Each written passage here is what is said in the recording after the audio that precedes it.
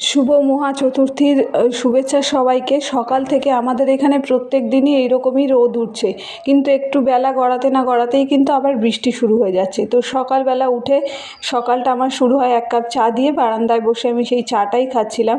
আর প্রত্যেক দিন সকালে এত সুন্দর রোদ উঠছে, কিন্তু একটু পরে যখন বৃষ্টি শুরু হচ্ছে না, তখন মনে হচ্ছে যে পুজোটা কিভাবে কাটবে। কত মানুষ সারা বছরের ইনকাম লুকিয়ে আছে এই কদিনের মধ্যে। তো যাই হোক, তোমাদেরকে বলেছিলাম যে আমাদের বাড়িতে যে ঠাকুর তৈরি হয় সেগুলো কমপ্লিট হলে তোমাদের দেখাবো। দেখো কত সুন্দর এই থিমের ঠাকুরটা হয়েছে, আর তার সাথে অন্য সব ঠাকুরও কিন্তু প্রায় রেডি, শুধু চুল পড়ানোটাই বাকি। তো এই ঠাকুর দেখতে তোমাদের কেমন লাগলো অবশ্যই জানিও। আশা করি সব প্যান্ডেলেই কিন্তু ঠাকুর চলে এসেছে। তো সবার পুজো খুব ভালো কাটুক, ভালোভাবে কাটাও সবাই পুজোটা।